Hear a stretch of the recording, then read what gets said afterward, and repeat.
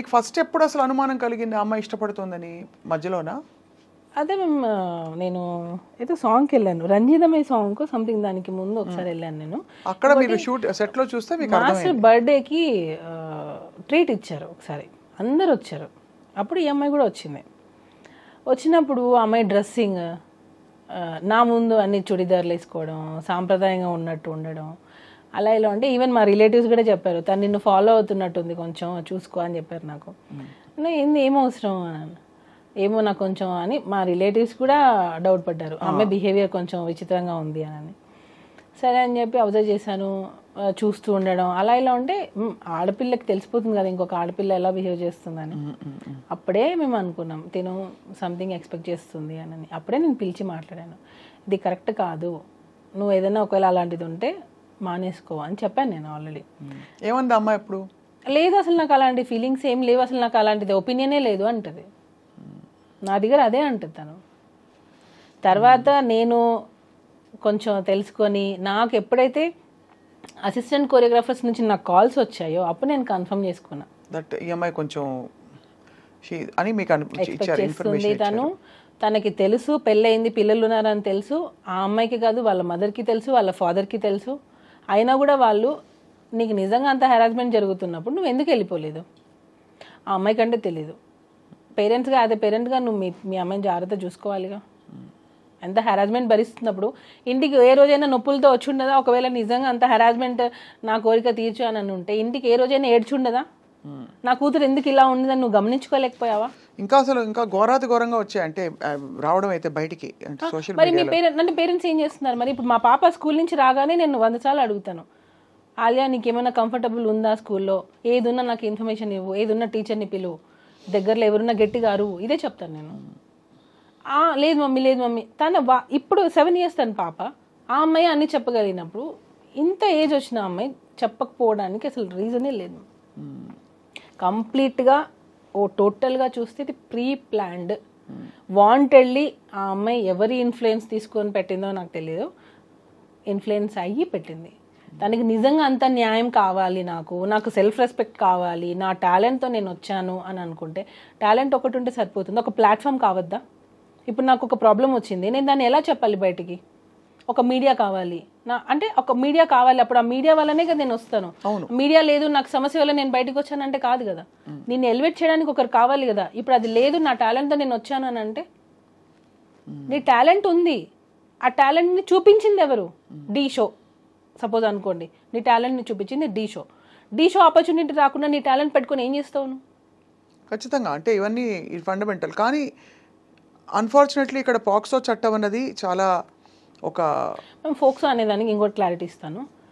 Under 18 ఏ అమ్మాయి వెళ్ళి నాకు పలానా అబ్బాయి నన్ను అబ్యూస్ చేశాడు అని అంటే కేసు బుక్ చేస్తారు. అయిందా లేదా సెకండరీ, అదే ఇప్పుడు మారాలి అంటున్నా నేను అదే మారాలి. బట్ జరుగుతున్న మీరు అన్నట్టు ఇక్కడ ఏమవుతుందంటే జరుగుతున్న సంఘటనలు జరుగుతున్నాయి కాబట్టి అన్నిటినీ దాన్ని బేస్ చేసుకొని ఇలా ఫాల్స్ ఎలిగేషన్ చేస్తున్నారు, ఫాల్స్ కేసులు పెడుతున్నారు, ఫాల్స్ కంప్లైంట్లు ఇస్తున్నారు. 16 పోనీ కంప్లైంట్ పెట్టింది ఎప్పుడు మేము 2024 సెప్టెంబర్, అప్పటికి నువ్వు మేజర్, ఎప్పుడో 16 years అప్పుడు జరిగిందని చెప్పి ఇప్పుడు వచ్చి పెడతావా? ఇప్పుడు ఎన్నేళ్ళు తనకి? నాకు తెలిసి నేను 23-24 ఉండొచ్చు అనుకుంటున్నా. ఎందుకనంటే డి షోలో అంత డి జోడి అనగానే మేజర్ 18 yearsలోనే తీసుకోవాలి, అండర్ 18 తీసుకోవడానికి లేదు. అంత ఇంటిమేట్ సీన్స్ ఉన్నాయి దానిలో. ఆ అమ్మాయి పర్ఫార్మెన్సెస్ నేను కావాలంటే మీకు పంపిస్తాను. ఎలా ఉన్నాయంటే కొన్ని వల్గర్ పర్ఫార్మెన్సెస్ కూడా ఉన్నాయి. వల్గర్ అని ఎందుకు అంటున్నానంటే మూమెంట్స్ కొన్ని చెప్పుకోలేనివి, చూసే విధంగా కూడా లేవు కొన్ని. అంటే కొరియోగ్రఫీలో లేదు మ్యామ్, నేను అదే చెప్తున్నా, కొరియోగ్రఫీలో కూడా ఒక లిమిట్ ఉంటుంది. అలా అని మనం ఇప్పుడు బట్టలు విప్పుకొని మనం కొరియోగ్రఫీ చేయలేం కదా, అది కొరియోగ్రఫీ అంటే ఒప్పేసుకుంటారా? నాకు చూస్తే మొన్న వచ్చిన దబుడు పాట గురించి ఏమంటారు మీరు? ఏమనలేము, మళ్ళీ మీ చేత మాట్లాడిస్తే మళ్ళీ మీరు ఇబ్బంది పడతారు చెప్తున్నాను. మేమేం సో ఒక లిమిట్ ఉంటుంది, చెయ్యండి, సెక్సీగా ఉండాలి, డిగ్నిటీగా ఉండాలి, అలా ఉండాలి తప్ప డాన్స్ అని చెప్పి మనం ఇష్టం వచ్చినట్టు చేయలేంగా. లిమిట్ ఉండాలి. సో దానికి జోడి అంటేనే 18+ ఉండాలి. సో నువ్వు 18+ చేయకుండా ఎలా చేసావు? నువ్వు 18+ లేకుండా నేను అసలు ఎలా తీసుకున్నారు అంటే అది ఫండమెంటల్స్ నుంచి మొదలు పెట్టాలి. అసలు ఛానల్లో అలాంటి షో ఎలా నడిపారు, తీసుకున్నారు ఎలా అంటే ఎలా? ఇప్పుడు మామూలుగా పబ్లకి బార్లకి వెళ్ళేటప్పుడు ఐడి కార్డ్ చెక్ చేస్తారు, ఆర్ యు అబౌవ్ అవును 21 అని అడుగుతారు. అలాగా ఇలాంటి ఒక షోలో అలాంటి ఏం పెట్టారు, వీళ్ళు ఏం ప్రూఫ్స్ ఇచ్చారు, లేదా వీళ్ళు తక్కువ ఏజ్ అయినా పర్లేదు తీసుకున్నారా?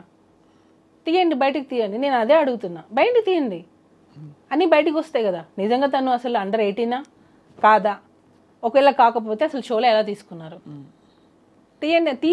నేను అదే అడుగుతున్నాను మ్యామ్. ఏమి ప్రూఫ్స్ అసలు చూపించకుండా చేశారు చేశారు చేశారు చేశారు అంటున్నారు. సెక్షువల్ హెరాస్మెంట్ జరిగింది అనే దానికి ఒక ప్రూఫ్ చూపించండి అంటున్నాను నేను. Sexual harassment at work place అనే దానికి కూడా ఒక ప్రూఫ్ చూపించండి. ఇప్పుడు నా తరపున ఒక 3-4 మనుషుల్ని తీసుకొని వచ్చి జానీ మాస్టర్ మంచోడు అని చెప్తాను, కేసు కొట్టేస్తారా?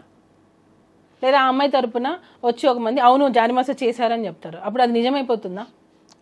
డెఫినెట్లీ. అందుకే court will investigate. Sexual harassment committee పెట్టిన కంప్లైంట్ అంటున్నా.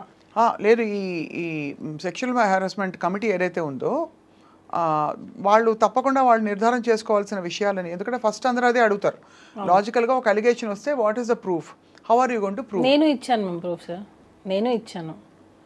వన్స్ మనం ఏదైనా ఒకటి చేయాలని అనుకుని డిసైడ్ అయ్యాం, చేసేసాం, అంతే. అలానే ఉంది అది.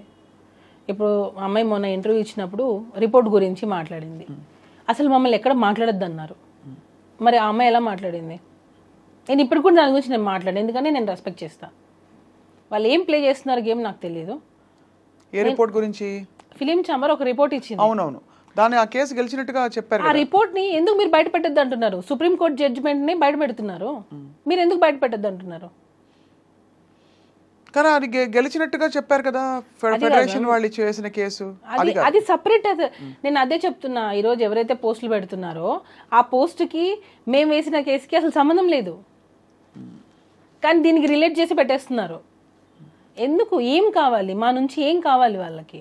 ఎందుకు ఇలాగా ఏదో మేము అసలు అప్లికేషన్ ఏం పెట్టాం డిస్ట్రిక్ట్ కోర్టులో? ప్రెసిడెంట్గా పోస్ట్ తీయడానికి మీకు ఏం అథారిటీ ఉంది? ఇది ఓన్లీ ఎలిగేషన్సే కదా. ఎలిగేషన్స్ ఉన్న వాళ్ళు పోస్టులలోనే ఉంటున్నారు. నేషనల్ అవార్డు కూడా క్యాన్సిల్ అయింది కదా. క్యాన్సిల్, హోల్డ్ అయింది. సో ఎందుకు ఇలా చేస్తున్నారు? ప్రెసిడెంట్ పోస్ట్కి ఈ ఎలిగేషన్స్కి సంబంధం ఏంటి?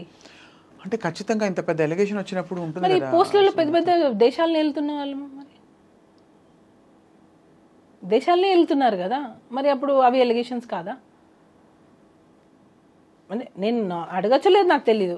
ఎలిగేషన్స్ ఉన్న వాళ్ళు పెద్ద పెద్ద పోస్టులలోనే ఉంటున్నారు. ఎందుకనంటే ఏంటి, ఇప్పుడు ఈ చిన్న యూనియన్, ఇది డాన్సెస్ అనేది చిన్న యూనియన్, ఒక 600 మంది ఉంటారు అంతే. దానిలో ఆ ప్రెసిడెంట్ పోస్ట్కి మీకు ఎలిగేషన్స్ అడ్డొచ్చాయా?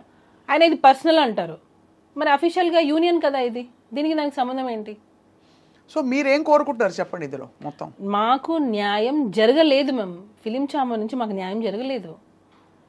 వన్ సైడ్ తీసుకున్నారని, మా సైడ్ ఇచ్చిన సాక్ష్యాలు ఏమీ తీసుకోలేదు. తల్లి మీకు తెలుసు సుమలత, ఆడపిల్లకి సంబంధించిన విషయం అంటే ఖచ్చితంగా ఆడపిల్లకి సంబంధించిన విషయం అయితే తీసేసుకుంటారా మ్యామ్? అలా కాదు, ఇంత పెద్ద అది కూడా ఇది పోక్సో, నేను ఇందాక చెప్తున్నాను కదా, POCSO is a very powerful act. కాబట్టి ఆ డ్యూ డిలిజెన్స్ జరగాలి, డ్యూ కోర్స్ ఆఫ్ ఇన్వెస్టిగేషన్ జరగాలి. ఆ జరిగి ఖచ్చితంగా ఒక నిర్ధారణకి రావాల్సిన టైం పడుతుంది. కానీ ఈ మధ్యలో ఏంటంటే ఫ్యామిలీకి, మీ కుటుంబానికి ఒక పెద్ద ట్రయల్ ఇది. అది ఫస్ట్ ముఖ్యంగా మీకు అసలు సంబంధమే లేదు ఈ విషయాలన్నిటితో. మీకు ఒకటే ఏంటంటే, మీరు ప్రస్తుతం జానీ మాస్టర్ గారి భార్య అండ్ ఈ విషయాలన్నీ చూస్తూ ఇక్కడ మీ భర్తని జైల్లో వెళ్ళి చూడాల్సి వచ్చింది. So it is your trauma. ఖచ్చితంగా ఎప్పుడైతే ఒక ఫేక్ కేసు పెట్టి జడ్జిమెంట్ ఇది రాంగ్ అని ప్రూవ్ అయిన రోజు ఎవరైతే ఫేక్ కేసెస్ పెడతారో వాళ్ళకి శిక్షలు పడాలి. ఇంకొకసారి ఫేక్ కంప్లైంట్ పెట్టాలి అనే ఆలోచన రాకూడదు, అలాంటి సెక్షన్స్ రావాలి. ఇవి బ్లాక్ అండ్ వైట్లో ఉంటాయని కూడా మనం అనుకోవట్లేదు, ఎందుకంటే ఇది ఫేక్ కేసు అనడం కంటే కూడా ఇంటర్ప్రిటేషన్ ఆఫ్ ద ఇన్సిడెంట్స్ మీద ఆధారపడి ఉంటుంది జరిగిన ఇంట్రొడక్షన్. నేను ఇప్పుడు అదే చెప్పాను మ్యామ్. ఫోక్సో అనేది నువ్వు మొన్న రమణగౌడ్ గారు ఇంటర్వ్యూ ఇచ్చారు, ఏసీపీ రమణగౌడ్ గారు. ఏమని చెప్పారంటే, కోర్టు నిర్ణయిస్తుంది చేశారా లేదా అనేది, కోర్టు నిర్ణయిస్తుంది. అవును, నేను చూసేది ఏంటంటే కంప్లైంట్లో ఆ కంప్లైంట్ బేసిస్ చేసుకొనే మేము ఇన్వెస్టిగేషన్ స్టార్ట్ చేస్తాం. అదే చెప్పారు వాళ్ళు. అంటే వాళ్ళు చూసేది కంప్లైంట్, ఫోక్సోలో చూసేది కంప్లైంట్ మాత్రమే. సో ఆ కంప్లైంట్లో ఏముందో అదే ఫాలో అవుతారు వాళ్ళు. అది అవునా కాదా అనేది కోర్టు వీళ్ళు డిసైడ్ అంటున్నారు. కరెక్టే. సో నేను అప్పుడు అబద్ధం అని తెలియదు అనుకోండి, అప్పుడు వీళ్ళకి ఏం శిక్షలు పడాలి అంటున్నా. సెక్షువల్ హెరాస్మెంట్ అనేది జరగలేదు అని ప్రూవ్ అయింది, అలా చూసుకుంటే అప్పుడు ఆ అమ్మాయికి ఏం శిక్ష వేస్తారు? అంటే జరగలేదు అని ప్రూవ్ అవ్వడం కంటే కూడా జరిగిందా లేదా మాత్రమే ప్రూవ్ చేయగలుగుతారు. జరగలేదు అని ఎలా ప్రూవ్ చేస్తారు? చేయలేరు. లేడు అని ప్రూవ్ జరిగిందా లేదా అనేదే కదా మ్యామ్, జరగలేదు అనేది ప్రూవ్ అయింది అనుకోండి. There is not enough evidence test. ఏ కేసు అయినా అంతే కదా. ఇప్పుడు సుమలత మీకు జరిగింది కాబట్టి మీ కుటుంబానికి జరిగింది, మీరు బాధపడుతున్నారు. ఎవరో డ్రగ్స్ అలిగేషన్స్లో తీసుకెళ్తారు, అసలు అందరూ మాట్లాడుకుంటారు వాళ్ళని అనేక రకాల. కానీ ఇక్కడ స్పెసిఫిక్గా పేరు మెన్షన్ చేశారు కదా, స్పెసిఫిక్గా మీ మీద కంప్లైంట్ పెట్టారు కదా, మీరు అది చేయలేదు అని తేలింది, అప్పుడు నేను మీ మీద కంప్లైంట్ పెట్టాను, సో అప్పుడు నేను మిమ్మల్ని టోటల్ డ్యామేజ్ చేశాను, సో నాకేంటి అప్పుడు?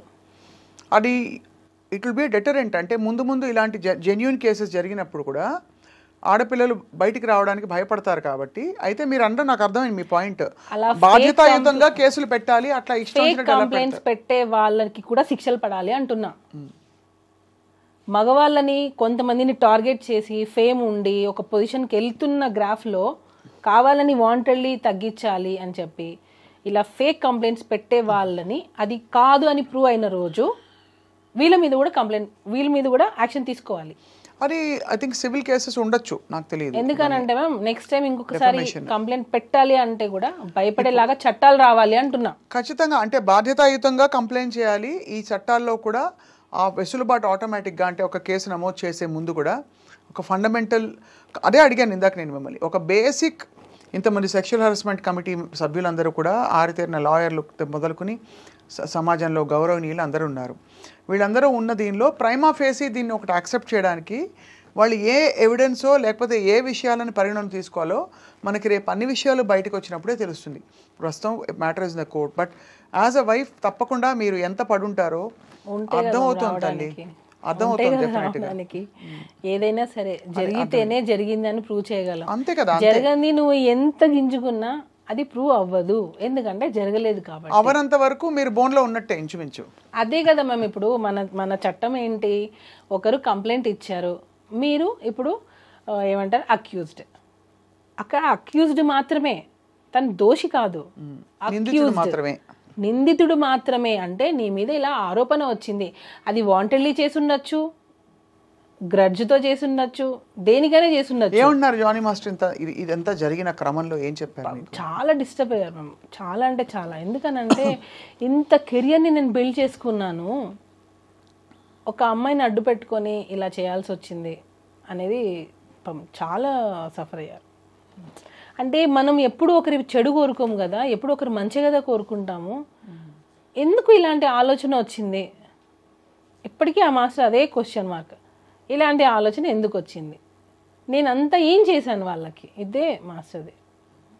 ఎప్పుడు కూడా పాపం ఒకరి చెడు ఎప్పుడు కోరుకోరు మ్యామ్, ఎప్పుడు కోరుకోరు. ఈవెన్ యానీ మాస్టర్ అదే ఫీల్ అయ్యారు. మాస్టర్ ఏడ్చారు ఆమె ఫోన్ చేసి, ఏంటి ఇలా జరిగింది సుమా, ఏంటి ఇలా జరిగింది, ఎందుకు ఇలా జరిగింది అని.